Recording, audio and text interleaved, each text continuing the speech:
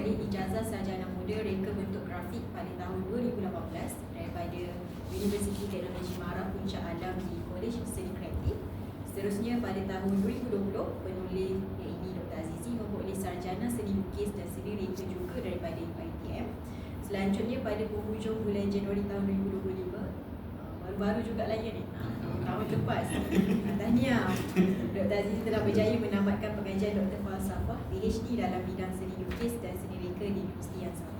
Nak kau mula? Alhamdulillah, tahniah. Kita dah dimakan. Itu syarat.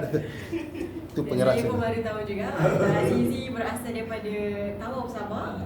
Jadi tajuk hari ini sangat kenalah dengan beliau, akan memperkenalkan sedikit apa yang berlaku, apa yang ada di Kuantan Timur Sabah yang kita tahu. Tanpa membuang masa, saya persilakan.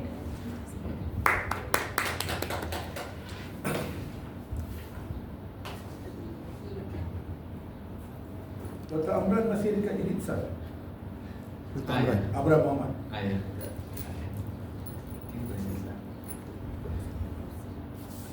Assalamualaikum dan selamat pagi.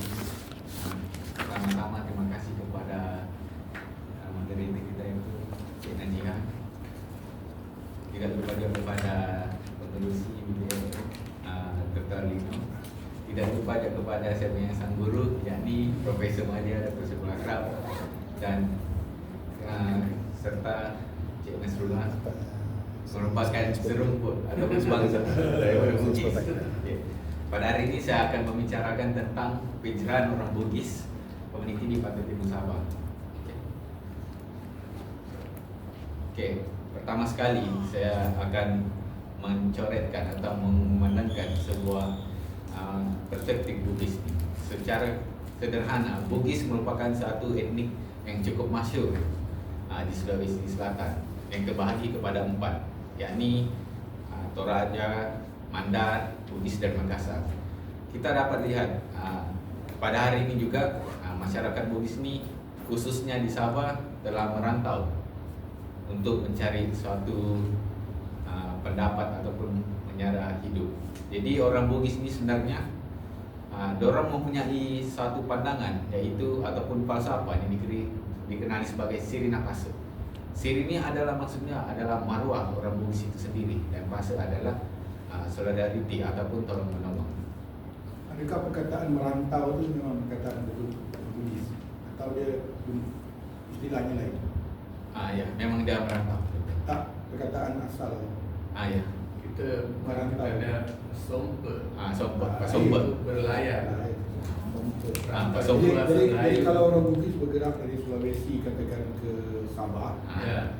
istilahnya Saya masuk somper. Ya. Sebab kalau Minangkabau dia panggil merantau. Merantau, betul. Ya, Somper. Ya. Jadi somper ni merujuk kepada apa? Penghijrahan yang menggunakan perahu layar. Somper itu makna harfiahnya layar. Layar. Layar. Sebab dululah orang Bugis merantau kan menggunakan perahu layar. Sebab kalau Minangkabau, rantau itu merujuk kepada telur. Telur laut. Jadi rantau itu maksudnya itu. Jadi kalau orang Minangkabau, rantau itu maksudnya adalah tepi laut. Somper itu Ya, Layar. Okey. ataupun di dalam navigasi Bugis lah. Okey, jadinya kita tahu falsafah orang Bugis ni cukup kental dan melekat, di mana dia mengamalkan siri. Jadi bila orang Bugis ini tercabar, dia akan salah satu dia punya pandangan itu adalah jika jangan dilipat, orang Bugis akan melawan dalam sarung. Dalam masa yang sama juga, bila orang Bugis ini tersentuh sahaja dia punya kepala ataupun dia diinjak, dia akan boleh bunuh orang tu tanpa maruah diri dia lah. Dia sanggup hilangkan maruah diri dia untuk membalas kejahatan itu. Jadi dalam masa yang sama, berbalik kepada perspektif orang Bugis dan Tawau Sabah ni, sebenarnya kita tahu sub etnik di Bugis Tawau Sabah ni ada 14. Jadi Bugis ni terdiri daripada Bugis Bone, Endrekan, Wajo, Pindrang dan lain-lain. Jadi nilai-nilai ini kita boleh tengoklah di mana orang Bugis itu sendiri menjadi cukup kuat untuk nilai tersebut. Okey.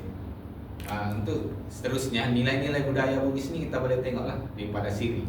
Seperti saya bahaskan, bila mana orang Bugis ni Siri dia sudah terkacau, dia akan sanggup bertarung. Jadi maruah dia sanggup, maruah orang tu mereka takkan itulah, orang akan merasa tercabar ataupun norma orang tu akan sehingga akan membuat penurunan lah. Jadi songkok dia miring pun bila orang sentuh, dia rasakan tercabar.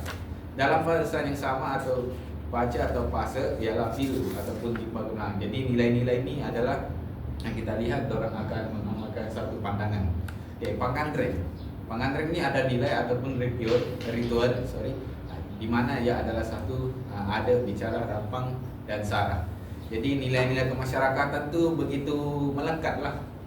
Terutamanya macam saya sendiri pun perantau, yang merantau dari Sabah ke sini. Jadi semangat tu kena ada, jadi diterapkan. Itulah orang Bugis, dia punya keistimewaan dia lah.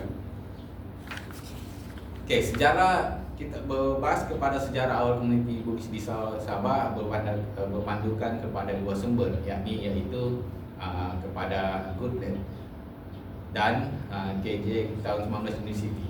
Okey, di mana orang yang terawal di Bugis ni ialah Puado. Puado ni orang Bugis yang merantau dari Banjar Kalimantan ke Tawau Sabah. Jadi mereka ni sebenarnya merantau disebabkan salah satu faktor ialah orang ingin berlaku pergolakan politik, iaitu nama dia ialah Perang Makassar. Jadi kalau kita nak tahu cerita Perang Makassar ni, kita boleh menelusuri lah warisan Arun Palaka di dalam risalah tersebut. Dalam masa yang sama, komuniti Bugis ni, Puado ni, dorang 25 segerombolan orang Bugis datang merantau dan termasuk daripada dia punya isteri, dia punya anak untuk menampung kehidupan dorang. Jadinya Bugis, jadi pada waktu itu orang Bugis ni dan etnik-etnik lain iaitu Tidung, Bajau, Banjar sudah ada pada waktu itu. Jadi Puado ni dibagi sebuah tanah di mana kerajaan pada waktu British tu dorang bersangat dengan tertarik dengan kerja Puado ni disebabkan kualiti kerja Bugis ni bukan senangkan orang Bugis, tapi memang dia punya reality tu memang kuat. Siri dia tu memang kuat lah. Jadi dorang berpegang pada orang Bugis tu sendiri. Lepas tu British bagi pandangan lah. Saya suka dengan kerja Puado ni sebab mereka ni memang cukup kental. Itulah kalau kita tengok sejarah daripada warisan Arun Palaka tu berperang daripada Sultan Hasanuddin yang dikenali sebagai ayam jantan dari timur. Diorang ditindas, orang Bugis Bone ni khususnya Bone ditindas oleh kerajaan Goa, jadi diorang berperang. Jadi pelbagai teknik di situ sejujurnya lah, khususnya di Sabah, Bugis Sabah ni tidak diterima. Segelintir masyarakat ada je yang menerima. Sebab apa? Mungkin sebab orang Bugis ni terlalu menyerlah di kawasan Sabah tersebut. Jadinya etnik tersebut di situ rasa cemburu dan sebagainya. Dan saya melihat sendiri, saya dibesarkan sendiri di Tawau Sabah ni, saya tengoklah. Dan saya sejujurnya memang kuat resis orang Sabah ni. Sebenarnya betul, saya tengoklah resis orang Sabah ni kuat. Lagi-lagi etnik, contoh macam Tidung, Dusun. Bahkan kalau kita menelusuri buku sejarah Bugis di Tawau Sabah ni, kita tengok di Facebook, terlalu banyak kritikan orang Bugis ni. Padahal orang Bugis di Tawau Sabah ni dah meningkat. Dia punya ahli-ahli politik dan sebagainya pendidikan. Okey. Jadi berdasarkan teori, jadi kita boleh bahaskan yang Goodwood ni sudah di dalam buku tu sudah diterangkan bahawa orang Bugis ni memang wujud pada waktu itu. Cuma kerajaan di Sabah ni tidak menganggap orang Bugis sebagai bumi putra. Itu realitinya lah. Okey. Jadi apakah rujukan kepada Goodwood ni? Rujukan dia, adakah dia berdasarkan pemerhatian atau dia? Dia turun ke lapangan doktor. Lepas pada waktu Sabah, waktu tu dia datang ke situ di Tawau Sabah dan berjumpa dengan orang-orang di situ. Contohnya. Jadi dalam tulisan dia tu, adakah dia boleh disebabkan dia melalui temu bual? Adakah dia boleh sampai kepada sejarah tahun 1500 ke? Ya, memang sampai. ya. Jadi di sini ada beberapa pandangan betul. Bila kita melihat jadi daripada nama dia Haji Milo, Haji Cano kan daripada tu, jadi dia simpulkan bahawa orang Bugis ni memang wujud sebelum kerajaan British lagi. Itu dia punya ulasan. Melalui kebubuan. Ya, kemubual tu dia jumpa orang tu. Orang tu beritahu bahawa ya. dia datang daripada Kurunia Kembang 15. Begitulah abad ke-16. Dia jumpa dan dia tulislah dalam buku tu. Cumanya sekarang ni itulah persoalan doktor. Bukti dah ada, tapi orang Bugis sendiri pun tidak dikira Bumi Putra. Itulah Bumi Putra original Sabahan lah. Jadi itulah dia punya permasalahan di sini. Ialah masalah dia adalah di Indonesia juga ada Bugis. Ya. Jadi berkemungkinan kalau Malaysia mengiktiraf, itu berkemungkinan satu political problem. Dia macam orang Myanmar, suku apa tu yang datang tempat kita, Rohingya. Kenapa Myanmar tidak mau mengiktiraf dia? Sebab dia adalah Bangladesh. Kalau Myanmar mengiktiraf dia, Bangladesh akan kata, kenapa kamu mengiktiraf bangsa yang lari dari kami? Itu masalah tu. Masalah besar. Masalah besar lah. Jadi di situ betul-betul. Jadi itulah. Jadi bila mindset ni sekarang orang Bugis ni dianggap sebagai pendatang. Itulah. Tapi kepada ahli dia, orang-orang politik dah maju. Tapi kita menerima juga. Kita orang Bugis ni kita terbuka. Dia isu dia adalah kena mencari jalan lain untuk menyelesaikan masalah itu. Betul. Bukan menentang masalah itu. Kita kalau orang Bugis ni kalau mau beli tanah, mau beli betul. kita macam orang Cina. Sebab kita bukan Bumi Putra. Lain-lain di belakang. Jadi kalau saya datang sini, awak Melayu ke Bugis? Betul orang kata, alamak Encik, awak bukan Bumi Putra. Orang Bugis ni macam ataupun bangsa-bangsa yang lain lah, yang kategorikan yang datang ke Sabah tu dia jadi macam satu beban. Sebab itu ramai yang menjadikan anak dia. Saya orang Bugis, contohnya isteri saya dulu. Anak saya nanti saya khusus kan? Dia cara Melayu kan? Dia terus khusus kan? Jadi pada Zizi dia punya isteri dia orang Melayu. So dia orang kampung untuk memudahkan anak-anak itu memang bukan itu salah satu politik. Cara macam mana? Itu kita menafikan semua orang. Saya nampak dah. Itu memang realitinya lah doktor. Sama macam Pakistan dah ada. Lepas tu anak dia pun jadi begitu. So itu yang Musa Ahmad Pakistan. Kuwaiti. Dia Pakistan. Tapi dia boleh jadi Kuwaiti dan dia menteri Kejim sudah. Itulah dia punya hakikat reality di Sabah. Saya tak nak tapuk, tapi itulah dia punya reality. Jadi orang Pakistan pun boleh dapat tanah. Kami orang ni, itu reality dia. Itu saya tak nak soal itu. So ini melibatkan bangsa kan, jadi dia sensitif. Menarik kan? Jadi jadinya untuk seterusnya kita boleh lihatlah sejarah awal komuniti Bugis di kawasan ini ada tiga nama daripada etnik Tidu, Iban, di mana orang Bugis ni sebenarnya dari Maisuri Haji Kuning yang datang merantau ke Sabah sampai lah. Dia berusia 5 bulan dia cakap tahu ni berasal daripada tanah dan kemudian adanya berpendapat ialah menawau. Jadi menawau. Jadi ada dia punya tagline lah, orang tahu ni. Tahu tanpamu aku galau. Itu dia punya konsep lah. Jadi itu dia menawau. Dalam masa yang sama kita tahu di tahun ni dia banyak di seberang Indonesia kita boleh telusuri ataupun sebatik. Mungkin ada rumah sebelah Indonesia, sebelah Malaysia. Itu ada uniknya lah. Jadi Imam Sembako ini cakap sejarah dia ialah menangkap ikan. Jadi kita tahu di Sungai Ampas ataupun Tanjung Batu sendiri saya pernah pergi dan berdekatan sama saya sendiri. Memang benda itu memang saya nampak lah. Jadi dia akan menangkap ikan. Seperti seterusnya pertamakan orang Bugis di Tawau Sabah kita tengoklah di mana Wado dan segerombolan 5 orang ni, orang datang merantau, orang dibagi tanah. Sebenarnya orang dari Sandakan dulu. Ada orang datang Sandakan, tapi British memberitahu, waduh saya nak kamu jadi ketua adat. Waduh ini sebenarnya asal muasalnya ialah ketua adat, nama dia.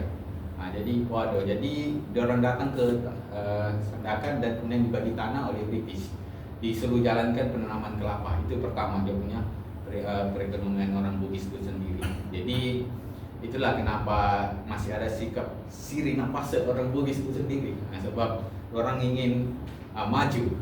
Orang Bugis dia punya, saya bukan nak cakap dalam bahasa Sawah, orang Bugis ni boro je lah kadang-kadang. Kadang-kadang dia bukan maksudnya di sini belagak. Dia orang bersaing, sebenarnya dia orang bersaing kepada Bugis-Bugis lain untuk menunjukkan bangsa ni maju juga. Okey. Jadi dalam masa yang sama nama puadonya adalah La Tompang bin Andi Buku. Jadi mereka dibagi tanah buat kedai dan seperti itulah dia punya sejarah. Jadi di situ kita akan nampaklah tadi nanti dia punya kerantang orang Bugis itu sendiri. Jadi dua sumber ni kita boleh tengok, itu adalah buku dia, Tawau The Making of Tropical Community dan Bugis Sabah Asmita. Sejarah jujurnya juga saya mau persoalkan di sini lah. Orang buku Bugis di Sabah ni amat terhad dan tidak ada kritikal. Itu sebenarnya. Jadi 2019 tu memang tak banyak pun sejarah yang saya banyak menerokai ataupun membaca ya Surya Sintang punya buku. Itu saja, yang lain sekadar ringkasan. Itulah bila Dr. Halim tanya saya ada tak buku-buku lain. Memang tahun 2023 itu sekadar politik. Itu pun cerita asal muasal Puado saja, diambil ringkasan itu dimasukkan. Itulah dia punya sumber. Jadi insya Allah buku yang saya akan keluarkan ni akan penuh pembahasan, yaitu sejarah estetika Bugis di Sabah. Jadi situ saya menerokai benda itu adalah sumber orang Bugis sendiri. Dan tidak nafikanlah memang saya sebelum mula memang Sabah ni sebenarnya ya pada Indonesia Sabahan, bukan Sabah, tapi sebenarnya racist juga. Itu dia punya relatif. Jadi sumber pertambangan orang Bugis di Tawau Sabah ni kita boleh tengok daripada kerantangan. Okey. Itu dia punya daripada kerantangan, iaitu Haji Canuk. Canuk ni datang merantau juga pas sampai Putus. Jadi orang merantau lah untuk dan diiktiraf. Jadi untuk kisahnya macam mana orang diiktiraf ni ada dia punya politik lah. Macam mata saya sendiri dibagi IC untuk mengundi orang Barisan Nasional. Itu dia punya politik lah. Okey, saya jujur. Jadi Projek Mahathir. Projek Mahathir. Ya itulah dia. Jadi untuk mendukung Mahathir itu sendiri. Kita sayang dengan Mahathir. Orang Bugis zaman tu dia memang sayang. Memang sayang Mahathir. Itu Mahathir lah yang membuka. Jadi itu realitinya dokter. Jadi macam mana orang Bugis ni atau saya dapat IC ditirap Sabahan. Dia punya itulah Bugis. Itulah muncul berlaku kritikan bila ahli-ahli Bugis ni membahas atau di Sabah mulalah teknik-teknik hidung apa semua kan. Kau bukan, kau pendatang, kau bukan original. Itulah jadi sakit jalan telinga kan bila benar telinga maksudnya bila dicakap kita ni pendatang.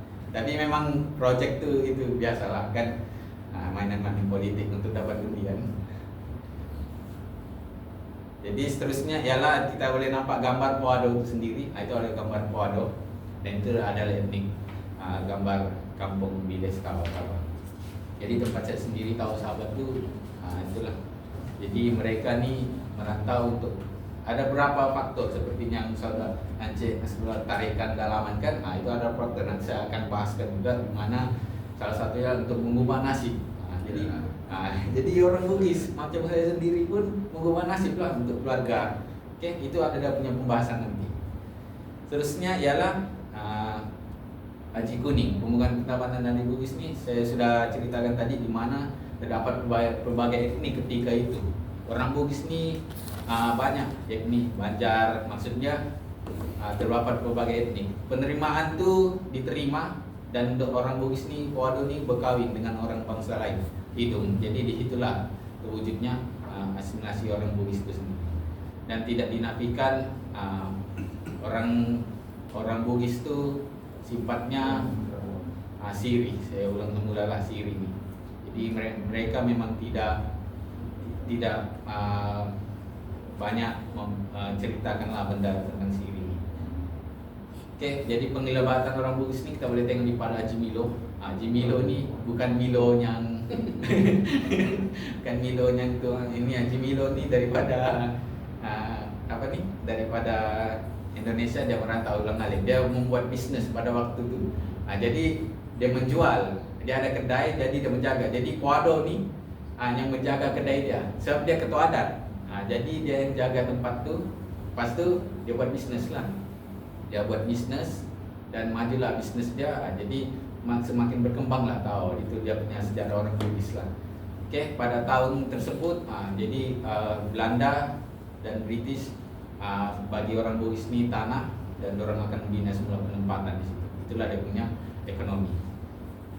Okey, pemilihan Tawau ni saya sudah ceritakan. Kalau ikut asal muasalnya, dia bermula pada Puado dan bermula pada tahun 1980, yaitu perusahaan koko dan ladang. Sebenarnya orang Bugis ni Puado dulu datang ke Sandakan.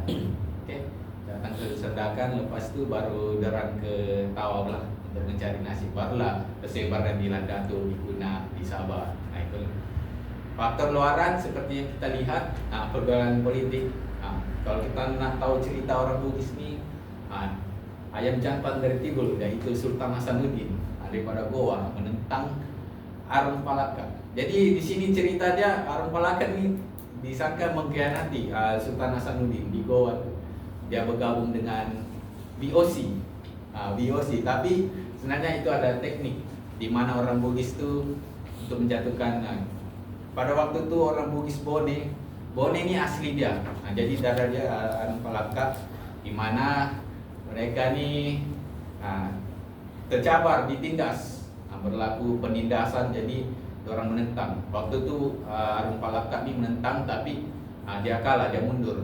Jadi dia undur strategi itu, dia bergabung dengan BOC, dia menentang Sultan Hasanuddin. Dan pada akhirnya secara ringkas Raja Arum Palakat ni Bugis Bone menanglah dan orang memerintah pada itu. Ya, dalam masa yang sama kegiatan ekonomi ataupun hubungan. Okey. Kegiatan ekonomi ini seperti biasalah. Macam saya sendiri merantau, Cik Nasrullah, Saudara Jimmy merantau ke sini untuk mengubah hidup nasib mereka. Ya, di Sabah banyak korupsi, itu realitinya. Jadi bila marah di sini. Saya bukan marah, saya cuma reality. Kita orang Sabah ni macam hidup kemiskinan. Gitu. Jadi mau masuk tempat kemarin makin berkuat. Itu realiti sendiri dokter. Kami orang Sabah ni terpaksa saja merantau untuk mengubah nasib, untuk mencari lagi-lagi yang mencari nafkah, ubah family, bagi duit sama family kan. Jadi Tapi dalam 20 tahun ni Sabah berubah sangat drastik. Adakah itu monopoli daripada satu kaum saja atau semua orang dapat? Sekadar monopoli dan propaganda lah. Padahal hakikatnya jalan pun teruk macam timbulan. Dulu masa saya mengajar PJJ dekat KK, saya rasa kalau daripada hotel tu naik teksi 2-3 km dah jalan tanah masa dulu. Jadi UKM tu dekat maktab perguruan tu, itu jalan tanah semua masa tu. Sekarang boleh sampai terus jalan tu. Tapi itu yang saya maksudkan. Dulu tahun 2000 saya rasa bangunan 4 tingkat boleh kira lah.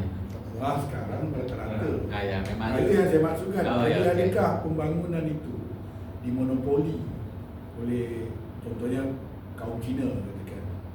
Dia tunjukkanlah ada pembangunan, tapi sebenarnya dia pegang semua.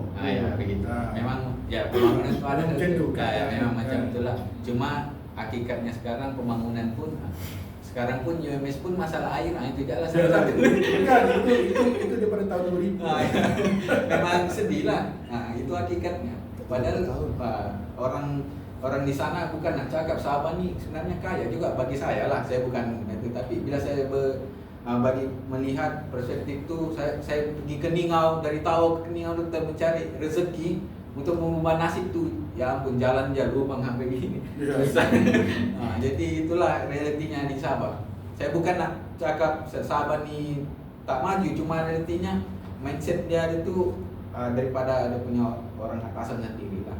Jadi pembangunan itu tetap ada, tapi apakah sumbangannya? Sedangkan kampung saya sendiri di Sabah nih, orang-orang dia pun memang kuat makan duit lah cerita. itu realitinya lah dokter. Saya tanah bertahap Sabah tadi itulah. Ini jangan sial. Tapi bagus itu. Tapi bagi saya kita sekarang ini macam gerakan mahasiswa apa semua. Kita sudah benda tidak memang kita kritik dan yang bagusnya saya ada kritik, tapi dia orang ni tertelinga. Dia masalah. Tidak. Dia tu yang kesian juga. Masalah dia adalah kita kritik, tapi penyelesaian serah pada dia balik. Takkan selesai. Kritik, penyelesaian suruh dia buat. Kan? Kamu kritik polis, tapi nak menyelesaikan masalah tu suruh polis. Takkan jadi. Memang takkan jadi. Takkan jadi. Sebab bagi orang tak penting pun yang kritik lah, yang penting di poket masuk. Dia bagi uang. Itulah realitinya. Jadi kami ni yang dan saya melihat perspektif orang Bugis di Tawau Sabah sekarang 50.000 di data bernama. Jadi dan orang Sabah ni merantau dan boleh lihatlah di Kelang, di Bayu, jadi orang di Johor, di Johor, di Selangor pun ada. Jadi itulah orang punya faktor. Jadi saya datang ke sini pun untuk mengubah nasib. Jadi berpegang pada siri lah. Saya dididik benda tu. Jadi itu saya punya. Tapi orang Filipina banyak yang berhijrah ke Sabah kan? Banyak. So dekat dengan Sempurna. Jadi tumpuan dorang di situ. Dorang bangsa dorang ialah Bajau. Dorang Bajau lah. Tapi memang mau cakap realiti ada tu, saya cerita lah. Dorang pun jenis merempat juga. Dia lebih terpinggir daripada orang Sabah. Betul. Bajau sebenarnya orang Putra. Bumi Putra. Tapi Cuma dia pun di ni lah ada berlaku macam kau pun dasar dari usul daripada ada isu di situ jaga percumanya. Asimilasi. Tidak terkecuali ada orang Sulu pun, sedangkan Sulu asalnya pun dah tengok kan pautan Sulu situ. Dia pun ada yang betul-betul asal betul-betul Sabah, tapi itu kena juga kau datang dari luar. Nampak indah lah, lagi-lagi indah sempurna, tapi realitinya banyak juga sampah. Itu dari pemerintah jadi itu realitinya dokter. Memanglah nampak indah sempurna nih estetik, tapi bila kita pergi sedih, banyak belakangan. Itulah orang-orang itu. Jadi banyak kritikan juga, tapi tidak membina bagi saya. Memanglah kritikan itu membina, tapi orang Tasan tak peduli pun tentang benda-benda ini. Jadi masuk dulu. Itulah realitinya. Oke. Jadi pada akhirnya kesimpulan kita perlu mempertahankan waris Bugis ni lah bagi saya. Oke. Kerana apa? Sebab walaupun ialah sikit-sikit kau pendatang, sikit-sikit kau pendatang, tapi warisan tu kita kena ada untuk melihara adat dan simbol budaya. Oke, simbolisme. Jadi saya mengkaji simbolisme budaya tu kena kental dan lekat untuk kita mengetahui identiti dan sekali promosi lah. Oke, kita mau peliharaan warisan orang Bugis itu sendiri. Oke, itu saja daripada saya. Ada apa-apa soalan atau pandangan lain? Terima kasih. Terima kasih Dr. Zizi. Saya tanya. Soalan. Silakan. Masa orang Bugis berpindah dari Sulawesi ke Sabah atau mana-mana kawasan, adakah struktur masyarakat itu dikekalkan atau yang saja? Contohnya orang dulu Johor, British bawa orang Jawa ke Johor untuk bersawah padi. British membenarkan mereka untuk mengekalkan struktur politik. Maksudnya yalah mungkin ada ketua kampung atau ada mana. Adakah di sebab satu tadi sebabnya orang Bugis datang ke Sabah tu untuk election kan. Jadi selalunya kalau ini dia suruh kita duduk kat mana-mana je. Dia takkan kata okey, ketua kampung awak dilantik ketua kampung, awak dilantik siap semua. Adakah ini dibenarkan? Dibenarkan. Memang proses asimilasi itu dibawa ke Tawau Sabah dan orang masih menerapkan. Itu dia punya pembahasan di situ. Dia punya inti-inti atau jadi kalau itu dibenarkan, maksudnya orang Bugis ada wakil di dalam contohnya majlis daerah. Ya, memang, dan untuk pengetahuan dokter, orang Bugis nama dia kalau ditahu YB Andi Seradi menjadi YB di sana dan memang jadi ahli politik di sana lah. Ini tidak mampu juga mengubah nasib orang Bugis lah. Sebab ada satu dia. Ya, ada memang. 50,000 tadi. 50,000 cuma nak minta okey doktor, nak terus terang, nak minta dana pun susah lah doktor. Ya, sebab itulah orang punya YB ni orang sekadar untuk ada pangkat. Jadi orang-orang Bugis saya tengoklah kebanyakan di Sabah ni yang ada jawatan, orang hanya mencorkan yang angkat YB yang ada di Facebook apa semua. Tapi bila macam kami sendiri yang mengkaji ni nak minta sumbangan sedikit pun tak ada duit. Itu realitinya lah doktor. Parti mana itu? Itu nak terus terang boleh doktor, saya tak ada masalah. Parti kerajaan atau parti pembangkang? Parti kerajaan. Dulu kan Sabah ni BN, hidung BN. Tapi bila ada bertukar JRS, sekarang ni tak ada juga. Jadi saya pernah berjumpa dengan ahli-ahli pakar ni. Saya cakap saya nak buat kajian dan hidupkan wacana khususnya Bugis di Sabah ni. Tapi yalah, tak penting. tak penting. Bagi orang tak penting. Sarawak pun tak penting. Okey, yang kedua, adakah ada data tentang pendidikan tinggi yang dicapai oleh anak-anak Bugis? Ada. Pendidikan tinggi, ada data ni? Ada contohnya, okey, pada tahun 2025 sekian lulus PhD, sekian lulus master, sekian undergraduate. Kalau untuk macam tu sekadar di sekolah menengah lah doktor, daripada sekolah menengah orang akan bagilah sumbangan. Jadi yang untuk sampai level PhD orang tak senaraikan pun. Macam saya pun ada PhD pun bukan orang senaraikan. Saya bagi orang. Ya, sampai ni kena sedar untuk menyenaraikan. Baru kalau bayangkan kalau dia minta dana, di belakang dia ada 20 ada PhD. Takkan sama dengan seorang yang minta dana ada undergraduate. Lain dia belajar sejarah. Kata saya cikgu sekolah. Bayangkan kalau ada 20 dan itu datang dari 20 buah universiti yang berlainan, masuk luar negara. Itu sangat weak. Cuma di sini saya nak melihat proses saya sendirilah doktor. Pilih bulu. Orang di sana. Ya, kena baik dengan YB tadi. Ya. Pilih bulu lah. Jadi kau bukan keluarga, sistem begitu. Itu salah satu lah. Kadang-kadang doktor satu pejabat majlis cucu ipar mana-mana tempat lah. Kalau buat pejabat majlis namanya Kronisme. ayah dia, mak dia, satu keluarga semua lah. Jadi kalau kita datang bawa surat mau permudahkan, surat tu akan dibawa ke bawah sekali. Sedangkan surat kita paling atas. Sebab itu berbulan-bulan kita punya. Teliti semenanjung tahu. Iya, masih doktor. Kronisme. Kalau di Indonesia ni kan masih rampant berlaku kan. Leluasa. Berbau ni berbau lagi. Ya. Gubernur bank dia adalah anak buah dia. Jokowi pun terus ke Gibran dia. Benda-benda yang macam ni lah. Tapi dia tidak menyelesaikan masalah. Dia hanya mengimpit lagi. Dia tidak selesaikan. Kena ada cadangan untuk menyelesaikan. Jadi daripada saya cadangan kan, cadangan tu janganlah terlampau sifat membantu sistem kekeluargaan. Memang itu yang itulah. Sebab yalah realitinya pun saya minta kerja apa semua. Kau orang-orang atasan pun main begini. Okey, kau ini bukan. Jadi itu realitinya lah. Saya terus terang lah. Kan saya tak nak bertapis. Jadi biarlah dia berlaku. Bukan saya nak memburukan Sabah apa tidak, tapi itu realitinya. Jadi nak bekerja di mana swasta kerajaan lagi kerajaan, orang-orang sana memandang kerajaan. Jadi kau bukan keluarga, kau baiklah. Jadi walaupun realitinya sekarang ada sijil PhD yang master degree, yang degree pula dapat. Dapat kerja. Yang kita PhD ni dia punca dia bukan itu. Dia punca ni sebenarnya Sabah dan Sarawak ni dia terlalu banyak suku kaum. Sabah paling banyak suku kaum. Sabah ada 60 suku kaum. Jadi bayangkan ada 60 suku kaum. Jadi ketua mesti ada 60. Ketua ada 10 saja. Jadi nak dapat 10 daripada 60, 10 itu kena 6. So 6 grup.